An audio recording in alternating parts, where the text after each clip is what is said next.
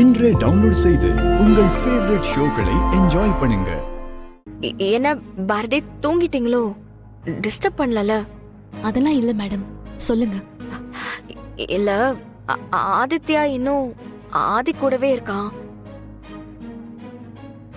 நான் போய் படுக்கணும். ஆதியும் நானும் தூங்கணும். தப்பா எடுத்துக்காதீங்க பாரதி. பகல்ல ஆதித்யா அவன் கூட இருக்கிறது எந்த பிரச்சனையும் இல்ல, எவ்வளவு நேரம் வேணாலும் இருக்கட்டும். ஆனா நைட்ல உங்களுக்கு புரியும்னு நினைக்கிறேன்.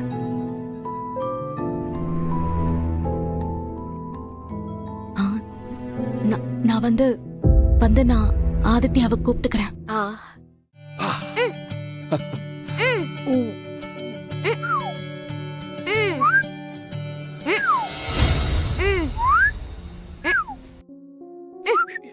வாங்க பாரதி.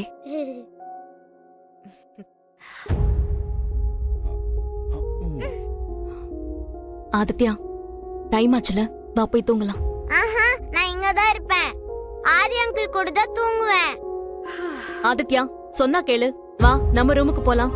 இல்லம்மா, நான் இங்க தான் இருப்பேன். நீ போ. ஆதித்யா, இப்ப நீ வர போறியா இல்லையா?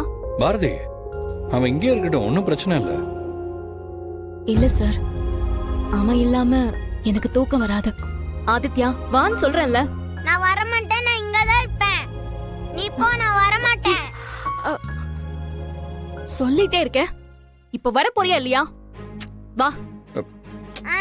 பாரதி, வாடா. விடுங்க பாரதி, என்ன இல்ல சார், பண்றீங்க? பாரதி, அவன் வரட்டும். நான் வர மாட்டேன். பாரதி.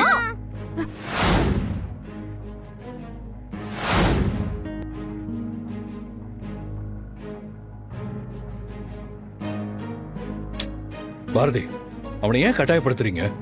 விடுங்க, அவன் இங்கே இருக்கட்டும். பரவாயில்ல சார், நம்ம போலாம்.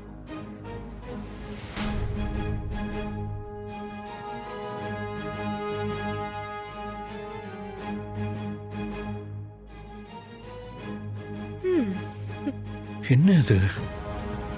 நான் ஏன் இந்த மாதிரி நடந்துகிட்டேன்?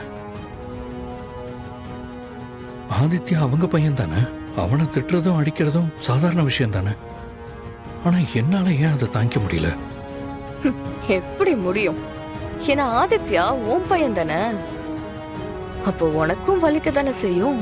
ஆனா நீ கடைசி வரைக்கும் அது தெரியாம தான் இருக்க போற. ஏன்னா உனக்கு பொண்டாட்டினா அது நான் மட்டும்தான். உனக்கு குழந்தைனா அது நமக்கு பிறக்கிற குழந்தை மட்டும்தான்.